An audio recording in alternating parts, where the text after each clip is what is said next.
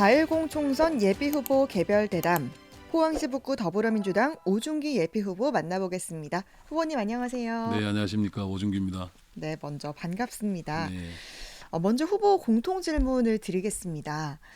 이번 선거에 출마하게 된 이유, 출마의 변부터 말씀해 주시죠. 예, 가장 큰 것은 결국 이제 우리 포항의 미래에 대한 고민이 계속 있는 거죠. 인구 네. 50만이 무너졌다가 이제 가까스로 이제 회복하고는 있지만 장기적으로 이 성장 동력을 제대로 만들어내지 못하면 인구 소멸의 문제라든가 국가 전체로 봤을 때 경쟁력 문제라든가 포항이 안고 있는 지금 문제가 많이 있습니다. 네. 매번 이제 선거에 도전을 하긴 했지만 이 낙마를 하면서 제가 포항을 위해서 헌신하고 봉사할 수 있는 기회를 못 가졌는데요. 100년 앞을 내다보는 포항의 먹거리를 해결을 하고 특히 시민들이 안심하고 살아갈 수 있는 행복한 포항을 만들기 위해서는 새로운 변화가 필요하고 그 변화의 정점에 저는 오준기가 있다. 그리고 그 결단을 통해서 지역주의도 해소해야 하고 지방 소멸의 위기를 극복을 해야 된다. 특히 이제 청와대에서 이 균형발전 쪽에 제가 전문가로서 이렇게 일을 했었는데 네. 그게 이번에는 더 큰 도움이 되지 않을까 이렇게 생각을 하고 있습니다. 네. 그러면 이제 또 경력을 위주로 본인 소개를 좀 해주시죠. 아, 예. 저는 포항의 죽도시장에서 자라났습니다. 그리고 영흥초등학교, 대동중고등학교를 나오고 영남대학교를 졸업하고요. 그때 이제 민주주의를 위해서 또 나름 노력도 많이 했고 네. 이후에 한국일보, 동아일보를 거쳐서 사회 활동을 하다가 노무현 대통령 탄핵 이후에 어, 지역주의에 기댄 이 정치 권력들이 결국은 대한민국을 망치고 있다 이런 생각 때문에 포항에서 정치를 시작한 지 20년이 달해 가고 있습니다. 네. 그리고 이후에 처음에 출마를 했을 때 좀 저조한 성적이었지만 시민들께서 많이 응원해 주신 덕에 최근 국회의원 선거에서 30% 넘게 득표를 했고 또 네. 지난 도지사 선거에서는 포항 북구에서 40%가 넘는 시민들의 지지를 받았습니다. 네. 그 과정 동안에 문재인 정부 시절에 청와대 균형발전 비서관실에 선임 행정관으로 근무도 하고 그래서 국정을 경험하기도 했고요. 이후에 한국도로공사 시설관리 대표를 맡아서 기업에 대한 경험치도 키웠습니다. 네. 그래서 그 다방면에 여러 가지 많은 또 당내에서 지역위원장부터 시작을 해서 도당위원장 또 예전에 민주통합당의 최고위원 격이죠. 그 비대위원까지 하며 당내와 또 당외에 많은 경험치를 가지고 이제 정말 잘 준비되어 있다. 오늘도 이제 정책 관련된 이 발표를 하고 왔는데 네. 상당히 많은 좀 준비를 했습니다. 기대하셔도 좋을 것 같습니다. 네. 이번에 포항 북구를 출마하시는데 네, 어떤 공약을 갖고 계신지 좀 살펴보도록 하겠습니다. 4대 핵심 공약 발표하셨더라고요. 예, 예. 네. 그 흔히들 이제 국내 총 생산이라고 하죠. 네. GDP라고 하는데 이걸 지역으로 국한을 하면 생산 총액이라고도 흔히 이야기를 합니다.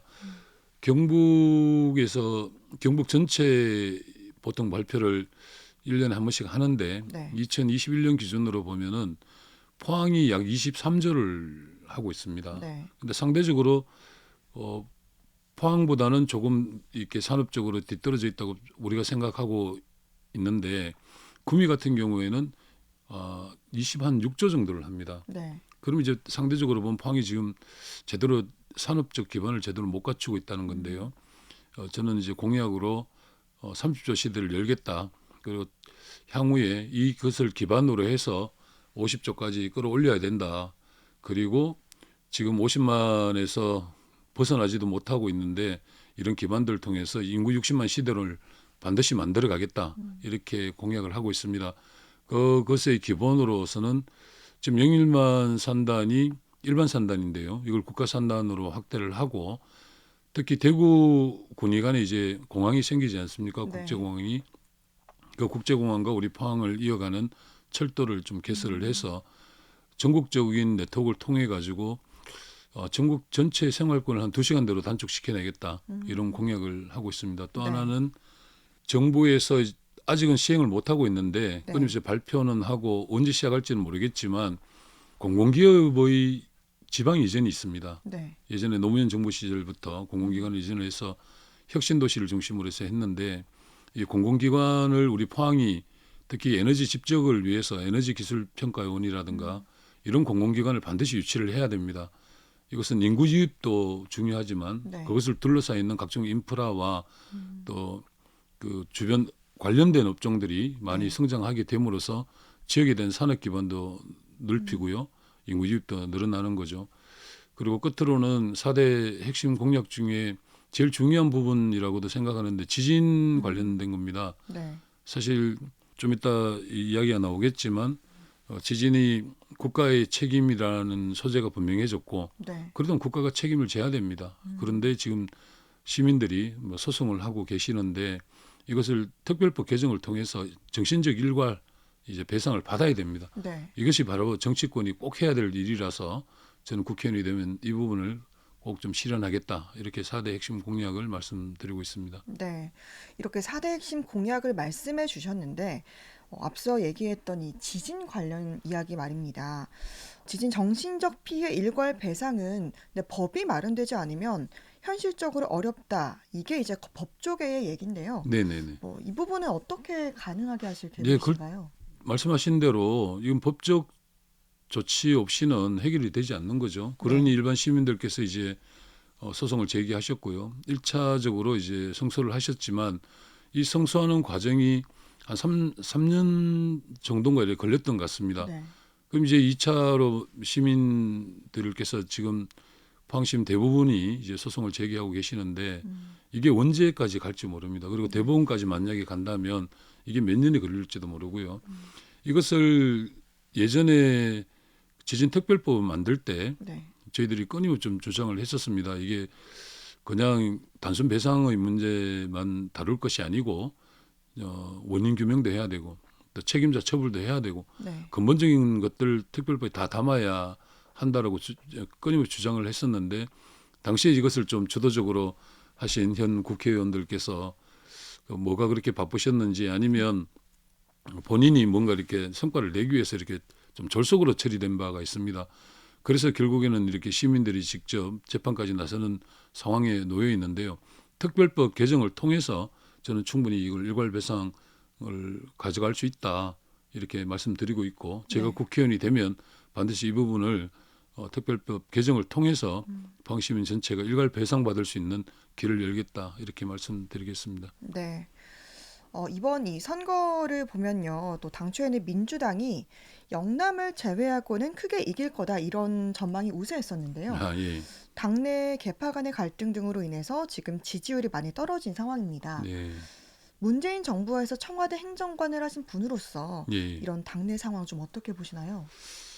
뭐 이 총선 전에 공천을 놓고 불려밤이 있는 것은 뭐 언제나 있어 왔던 문제고요.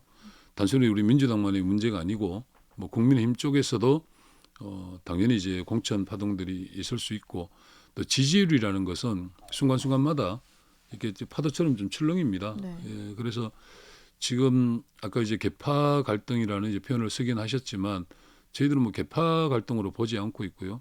공천 과정에 이재명 대표가 그렇게 말씀을 많이 하셨는데 공천 과정에 있을 수 있는 여러 가지 이제 어려움들은 있다. 그러나 이 과정들이 좀 잘 해결이 되면 지금 이제 수습 단계에 있으니 네. 하면 이제 지지율이 다시 복원될 거다 이렇게 생각을 합니다.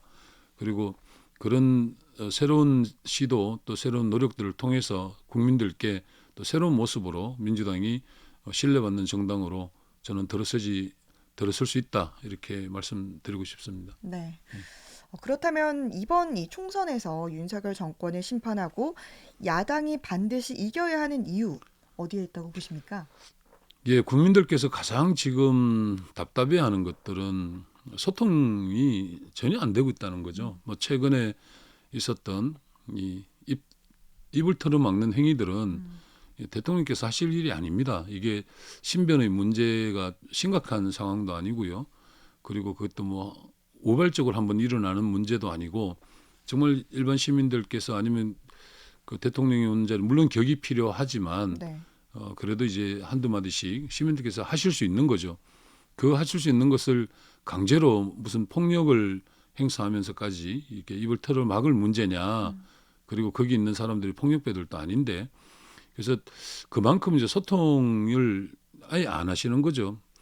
제일 큰 문제들은 이제 외교 부분에 있어서도 실제로 실익이 있는 외교를 하고 계시지 못합니다.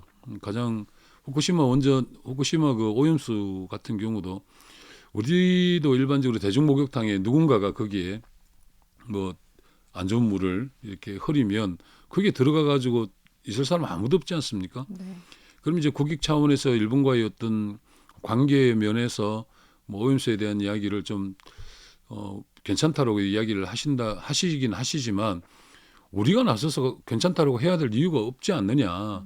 당연히 일본에서 그렇게 많은 뭐 과학적으로 증명을 하고 우리도 충분히 과학적으로 증명한 이후에 그럼 얼마든지 안전하다고 판단하면 뭐 인정할 수도 있겠지만 우리가 선제적으로 인정을 해야 되고 할 이유는 전혀 없습니다. 그래서 그런 하나만 보더라도 또 갖가지 의혹들이 있지 않습니까? 이 의혹들을 시원하게 또 국민들 앞에 내놓지를 않고 있습니다. 뭐 최근의 일만 하더라도 김건희 여사의 뭐 디올백인가요? 뭐 이런 문제들까지 지금 소통이 일절 안 되고 있는 것이 제일 문제입니다. 그리고 이제 검찰이 행해왔던 이 구태의연한 방식대로 국가를 끌고 가는 것이 지금 이제 많은 시민들로부터 검찰 독재 국가 아니냐라고 이렇게 하는 부분들에 대해서 정말 마땅히 비판받아야 되고 이것을 민주주의 사회를 만들어 오는 그 수많은 세월 동안 노력한 우리 수많은 이 시민들의 피와 땀들이 이렇게 무너져서는 안 된다.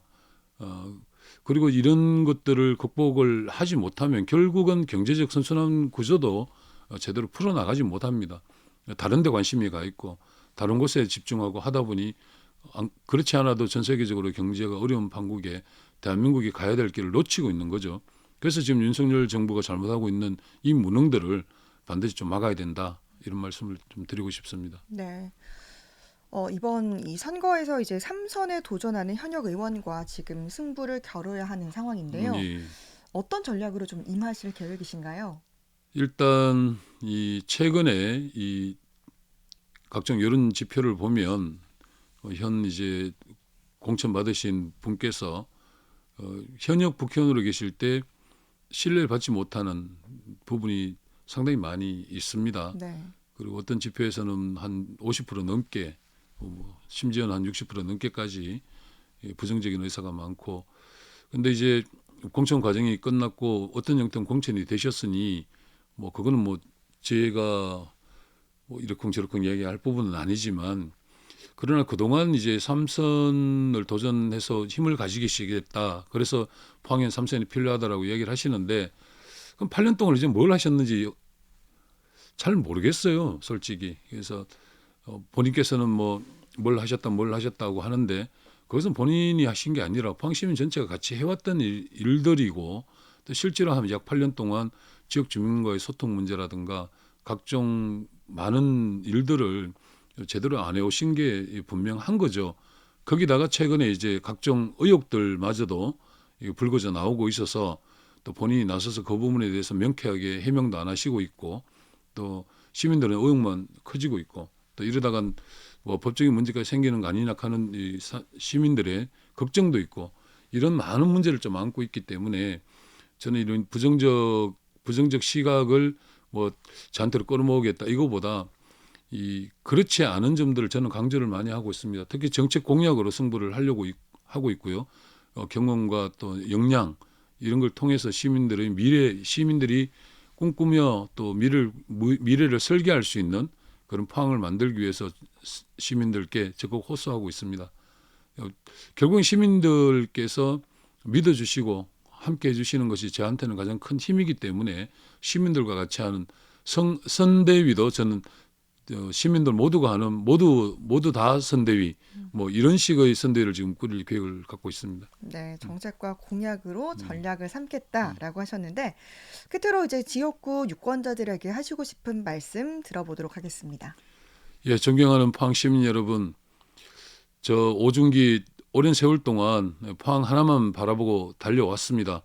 그리고 그동안 부족했던 경험과 능력들을 청와대 국정 운영을 하면서 경험을 살려왔고 능력도 키워왔습니다. 그리고 그 무엇보다 중요한 건 포항의 정말 진심입니다. 제가 정치 생활을 하는 동안 수많은 이 고민도 있었고 또 다른 것을 쳐다보려고 하는 제 개인적인 부끄러움도 있긴 하지만 그 모든 것들을 다 이겨내면서 지금까지 왔고 그동안 성장시켜준 포항 시민들께 반드시 보답하겠다는 마음 하나로 이 자리에 섰습니다. 포항은 무궁무진한 가능성을 가진 도시입니다. 천혜 자원과 산업 자원 그리고 인적 자원들이 충분히 미래를 만들어 나갈 수 있는 좋은 도시입니다. 그리고 그동안 수십 년 동안 대한민국을 갉아먹고 있는 이 지역주의를 등에 업고 정치 권력들이 호의호식하면서 살아가는 이런 정치 구도를 반드시 깨야만 우리 후배들 또 살아가야 될 우리 후손들에게도 미래가 있습니다. 이번에 포항이 결단해 주시고 포항이 마음먹어 주셔서 역사적인 결단을 통해서 새로운 정치의 역사를 하나 만들어 주시기를 간곡히 호소드리고 포항 발전은 일을 미친 듯이 포항에만 관심을 가지고 일을 열심히 하는 사람만이 이 문제를 저는 해결할 수 있다고 봅니다. 저는 포항 시민들께 이번 총선을 통해서 우리 포항 시민들께서 결단해 주시기를 간곡히 호소드립니다. 오늘 4.10 총선 예비후보 개별대담 포항시 북구 더불어민주당 오중기 예비후보와 함께했습니다. 말씀 고맙습니다. 감사합니다.